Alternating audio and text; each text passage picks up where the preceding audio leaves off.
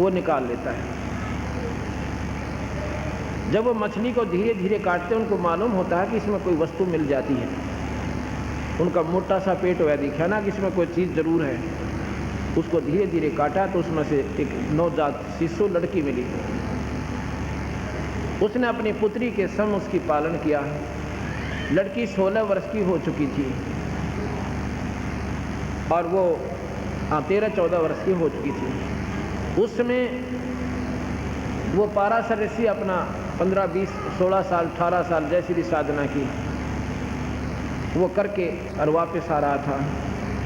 लड़की अपने पिता का रोटी भोजन लेकर आई हुई थी, क्योंकि वो नौका का काम करता था, गंगा पार करवाने का दिहाड़ी पे। पिताजी खाना खा रहा था, लड़की वहाँ पर बैठी थी और पाराशर ऋषि आ जाते हैं। उस नाविक को इतना मालूम था कि इधर से जो संत आते हैं वो सिद्धि युक्त होकर आते हैं, साधना युक्त होते हैं। अगर इनको जरा सा कुछ कह दिए शराब भी दे सकते हैं। वो खाना खा रहा था, वो कहने लगा महाराज खाना बंद कर देता हूँ। कहने लगा मुझे जल्दी पार करो। वो कहने लगा कि मैं खाना छोड़ देता हूँ, आपको छोड़िए। नहीं, दोष लगेगा, खाना मत छोड़ना, कि लड़की को भेज दे, ये छोड़ आएगी। ठीक भाई, ठीक है, बाप के समान है, ऋषि है, जा बेटी। महाराज को पार करिया। अब देख बंदी छोड़ कहते इस मन के किसे खेल से। अरे कहीं साधक बनेंगे, जंगल में लंगोट की केले का लंगोट बांध के चला तो जाओगे 10 दिन में। अब वो जा रहा है, लड़की नौका चला रही है, उसकी मन में खोट आ जाता उस पाराशर ऋषि का, और उसी की बेटी। अब बंदी छोड़ कहते हैं अब विचार करना इन संतों की कितनी बुद्धि काम करे से, और साधना निरी करने। क्या उसको ये नहीं मालूम था ये तेरी पुत्री है, तेरे ही वीर्य से बनी है, और उस साधना में लटपट हो जाए, दुनिया उनके गीत गानती अंदर। रास्ते में गंगा के बीच में, दरिया के बीच में जाकर उसकी नींद खोट हो जाता है, और लड़की को गलत भाव से वो देख रहा है और उसके सप्रस कर रहा है। अब उसमें डर भी होता था कि कहीं ये शराब ना दे दे और मनमाना कह दे गदी बने। लड़की कहती है महाराज मेरे शरीर में बदबू आ रही है, आप ऋषि और ब्राह्मण हो, मैं नीच जात की लड़की हूँ। अब यहाँ पर जात पात ना रनती, नीचता जब इंसान माती है। उसने अपने करमंडल से पानी छिड़का, उसकी महक खत्म कर दी, क्यों मछली के शरीर से बनी थी, बदबू बहुत आ रही थी। वह महक खत्म होगी इसकी, वह बदबू खत्म होगी। अब कि महाराज जी सारा समाज देख रहा है, मेरा पति पिता देख रहा है, और क्या मरे उसके साथ। अब उसने फिर भी क्या किया, अपनी सिद्धि का दुरुपयोग किया। गंगा का पानी उठाया और खूब मंत्र पढ़ कर उड़ा दिया, धुंध बन गई चारों तरफ, मुंह काला किया। उस लड़की से फिर वेद व्यास उत्पन्न होता है। अब बंदी छोड़ कहते हैं केले की कोपीन है, फूल फान फल खाई, और नर का मुख नहीं देखते जो बस्ती निकट ना जाई। वो जंगल के रोज हैं जो मनुष्यों विद के जाई, और निश्चिन फिर उजाड़ मनो परमात्मा पावन आई। डेरे डांडे खुश रहो, ये खुश रे लेना मोक्ष। अगर बाल ब्रह्मचारी रहने से परमात्मा प्राप्ति होती है, तो ईजड़े तुम्हारा नंबर आना ना देते किसी का भी, वो तो बाल ब्रह्मचारी बस पंत होते हैं। ये खुश रे लेना मोक्ष, और दरु पर लाद पार हो गया। बताओ गृहस्थी में के दोस्त, आप हिसाब ला कर देखो गरीबदास जी की वाणी में कितना दम और यथार्थता है। लेकिन हम सच्चाई को कम और पाखंड को ज़्यादा पसंद करते हैं। ये बातें कबीर साहब कहा करते थे, और दोनों धर्मों के ठेकेदार आकर मेरे अच्छी लड़ा करती, और दोनों दुश्मन बन गए कबीर साहब के। ऐसा मन माओ जनो धरती पर तक खो जाए, नती नजर रोजी रोटी हमारी बेइज्जती कर। बेइज्जती सच्चाई में बेइज्जती माने तो दोष से बर मानो, यथार्थता में उसकी मूर्खता जो बेइज्जती माने। अपने को सुधार करना चाहिए, गलती को अपनी को सुधार ले, वो मनुष्य होता है। उन्होंने भी कबीर साहब के साथ दुश्मनी पैदा कर ली, और कबीर साहब काबू में आए ना कति, बहुत ज़्यादा दुखी किया। एक बार उबलते कढ़ाई के तेल में डाल दिया, सरसों का तेल ऐसा उबाला और उसमें सिकंदर लोधी के सामने, और उसमें डाल दिया कि हमारे धर्म की तौहीन करता है। आराम से बैठे बंदी छोड़ और तेल ने उबल रहा है। तो सिकंदर लोधी ने सोचा, और शेख तकी ने कहने लगा जी, जो धार्मिक गुरु था इसका सिकंदर का, लोधी, सिकंदर लोधी, कहने लगा जी इसने मंत्र से अपने तेल की तासीर ठंडी कर दी, इसने फूक नहीं रहा। तो सिकंदर बोला भाई कुछ तो कराइयो, जब तुम कर दो नहीं, इसने बैठो एक जना इसका मां। फिर सिकंदर के मन में आया कि सच्ची ये तेल ठंडा हो गया, उनके मंत्र थे, और उंगली देना चाहा उसने। कबीर साहब कहने लगे उंगली ना दो राजन, ढूंढी भी नहीं पाओगे, कहते ये पागल तन आपने मरवा ना दे, इतना गर्म तेल है, ये 100 की डिग्री न भी पार कर रहा है। पर नहीं माना, जबरदस्ती उंगली दे दी। जितनी उंगली तेल में गई थी उतनी ही कट गई और बेहोश हो गया। जब बंदी छोड़ बाहर आए कबीर साहब, राजा को होश में लाए, होश में आते ही उंगली की पीड़ा से फिर बेहोश होगा। उन्होंने वह उंगली पूरी कर दी, उनके सबके सामने देखते देखते वह पीड़ा रही ना, उंगली कटी रही। बोल सतगुरुदेव।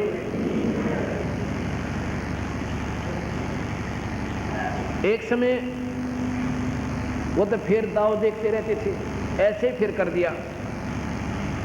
कहने लगे जी वो हमने जीवन नहीं दे रहा और उसने तो हमारा जीना आराम कर दिया, मुसलमान धर्म की इतनी बेइज्जती कर रहा है, अभी हमारे से सहन नहीं होती। सारे शेख तकी जो है सारे समाज के मोटे मोटे मुसलमानों को ले गया।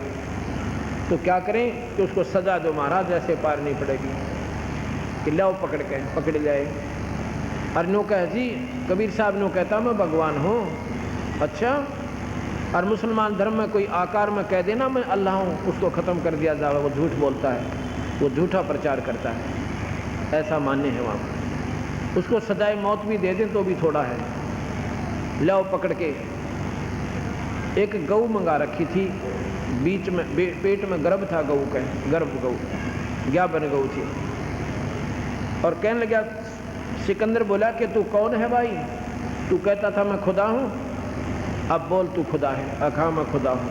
कबीर साहब बोले हम ही अलख अला हैं, कुतुब गोस और पीर, और गरीब दास खालिक दनी, मेरा नाम कबीर। ने बोले मैं अल्लाह हूँ, सारी सृष्टि का मालिक हूँ, और मेरा नाम कबीर है, मैं सारी सृष्टि का मालिक हूँ। उसी समय एक गऊ को कटवा दिया तलवार से सिकंदर लोधी ने, सभा के अंदर बाहर मैदान में। अर्नो बोला भाई तू भगवान है ना, इस गऊ को जीवित कर दे, तुझे जब अल्लाह मानूंगा नहीं तेरी गर्दन कलम कर दूंगा। कबीर साहब खड़े हुए, जाके उस गऊ का एक थपकी न्यू मारी, एक उस बछड़े का मारी, और दोनों के दोनों नारे नारे जीवित हो गए। बोल सतगुरुदेव। दोनों जीवित हो गए और बच्चा ला कर गऊ का नीचे और दूध की डेग छोड़ दी। और जब खड़े हुए, सिकंदर लोधी को आकाश से मिले हुए नजर आए, और तेजो में शरीर और सारा कांपड़ लग गया, और समेत मुकुट के चरणों में दंडवत प्रणाम किया। हे अल्लाह, हे खुदा, मन बख्शते हो, तुम अल्लाह की जात हो, आप पूर्ण परमात्मा हो। ये तो 550 वर्ष पूर्व पुरानी कथाएं हैं, ये लाख वर्ष पुरानी नहीं। कोई नहीं सोचा मैं गप्पे मार रखे होंगे, ये तो प्रमाणित इतिहास है, अभी तक घना लंबा चौड़ा बात नहीं हुई है। और चरणा के माँ गिर गया, हाथ जोड़ दिए, मैंने माफ़ कर दो। पालकियों में बिठा के कबीर साहब को और आदर के साथ उनकी झोंपड़ी में भिजवा दिया। अब शेख तकी का फिर चिड़चिड़ी उठी एक दिन। न्यो बोला जी हम तो जब मानना इस कबीर साहब को, और सिकंदर लोधी आदर करने लग गया भगवान का विशेष, और शेख तकी का भाई आदर कम हो गया। क्यों?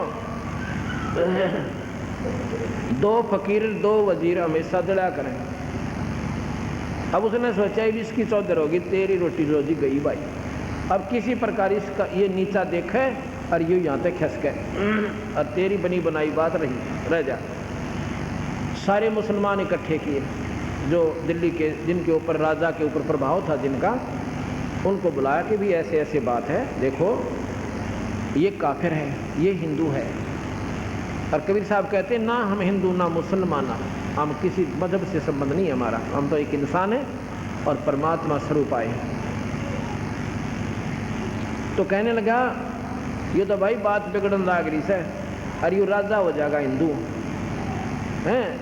एक काम कर लो, क्या अगर ये मेरी लड़की ने जीवित कर देगा ना, जो वो राबिया की आत्मा चलती आ रही थी और शेख तकी के घर पैदा होगी थी, मेरी लड़की कब्र में दबा रखी है, अगर उसने जीवित यूँ कर देगा तो भाई हमने मान्य होगा, हम मान लेंगे ये परमात्मा है, हम फिर इसने तंग नहीं कराएंगे।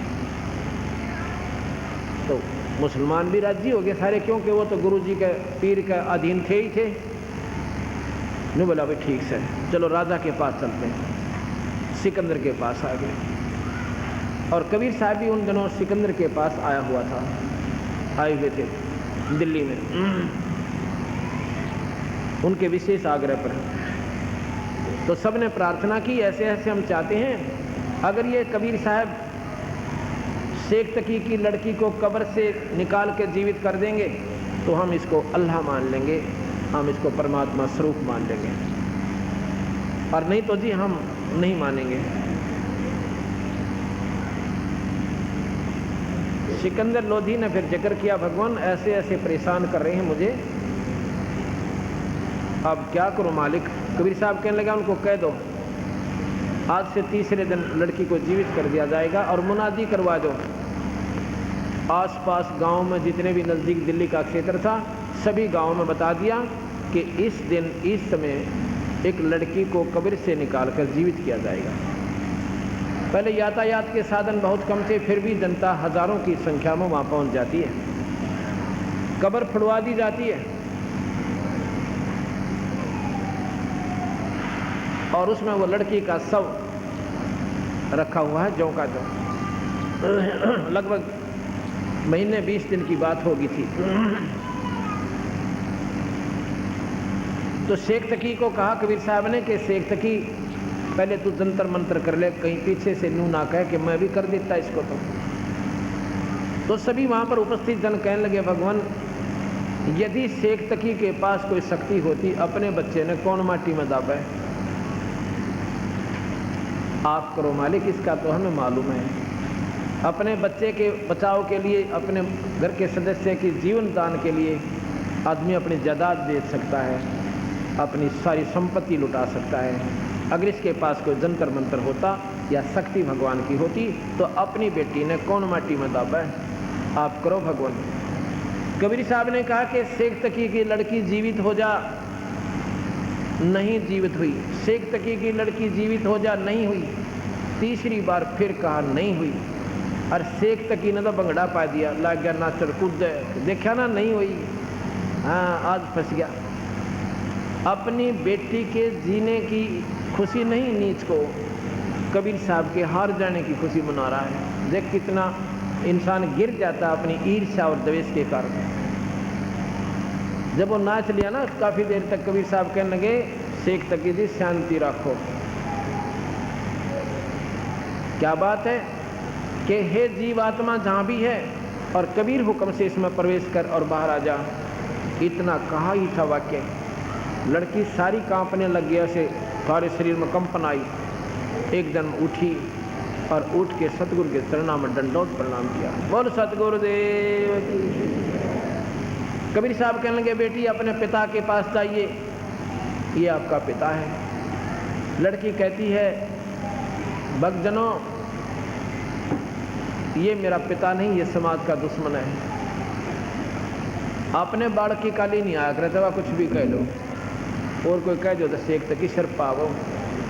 जो बोला ये समाज का दुश्मन है, ये अल्लाह खड़ा आपके सामने, ये परमात्मा है भाई। अगर किसी के समझ में आवे तो इनके चरणों में गिर जाओ। उन्होंने 1.5 घंटे तक उपस्थित जनों को समझाया कि ये धोखा मैंने भी खाया था एक बार। ये साहब मुझे पहले मिले थे 4 जन्म पहले, और मुझे बताया था कि बेटी बात बनेगी मेरी भक्ति से कितने चक्कर काट ले, पर मेरे समझ में यह बात आई नहीं थी।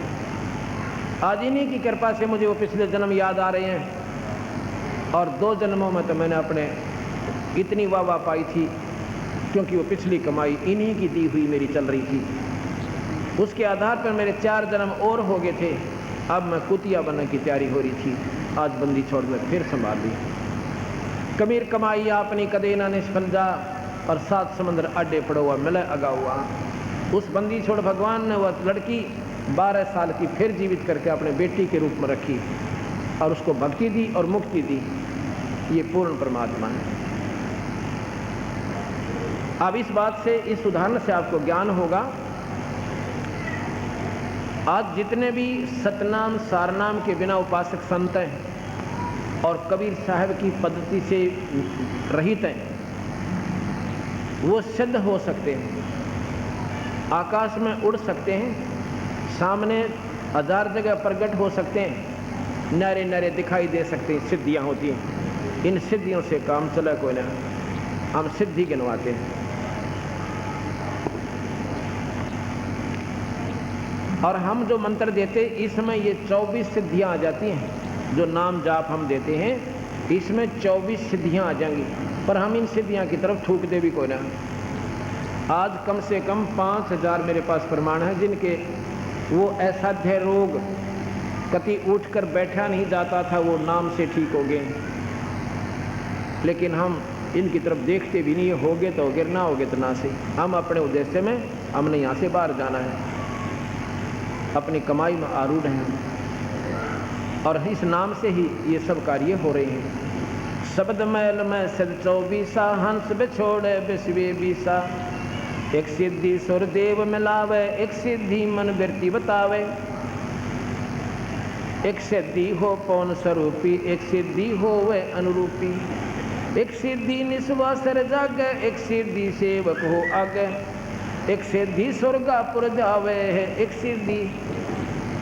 सिद्धि जो सब गट छावे, एक सिद्धि सब सागर पीवे, एक सिद्धि जो बहुजुग जीवे, एक सिद्धि जो उड़े आकाशा, एक सिद्धि परलोके वासा, एक सिद्धि तन कष्ट जारा, एक सिद्धि तन हंस नियारा, एक सिद्धि जल डूब न जाई, एक सिद्धि जल पैर न लाई, एक सिद्धि बहुचोले धारे, एक सिद्धि नी तत्व विचारे, एक सिद्धि पांचों तत् नीरम, एक सिद्धि जो बदर शरीरम, एक सिद्धि जो पीव न खाई, एक सिद्धि जो गुप्त छपाई, एक सिद्धि जो ब्रह्मांड चलावे, एक सिद्धि सब नाद मिलावे, एता खेल खिलारी खेल, सोम हंसा प्रगट बेल, 24 को नामन चावे, सो हंसा सतलोक शब्द अतीत कहावे, प्रसिद्धि पूर्ण पटरानी, सतलोक की कहूँ निशानी, सतलोक सुख सागर पाया, सतगुर भेद कबीर लखाया, परमहंस पेखो परवाना, जन कहता दास गरीब दीवाना। अब इसमें 24 सिद्धियों का वर्णन किया कि हमारे नाम में ये 24 आ जाएंगी, और इनको एक को प्राप्त करने के लिए महात्मा जन और 12-12 साल तपस्या करते हैं, एक सिद्धि पाकर दुनिया में नाच नचा के और दुनिया को अपने चक्कर में फंसाने के लिए। एक समय की बात है, 2 महात्मा थे।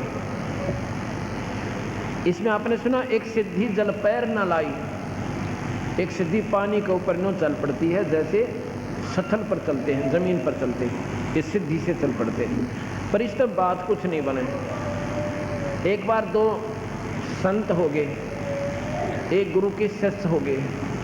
शिष्य ने, गुरु ने जितना बेरा था गुरुदेव ने बता दिया कि भाई तपस्या करा करो, हैं अच्छी सिद्धियां प्राप्त हो जाएंगी, न्यों कर दोगे, पानी पर चल पड़ा करा करोगे, ऐसे हो जाएगा।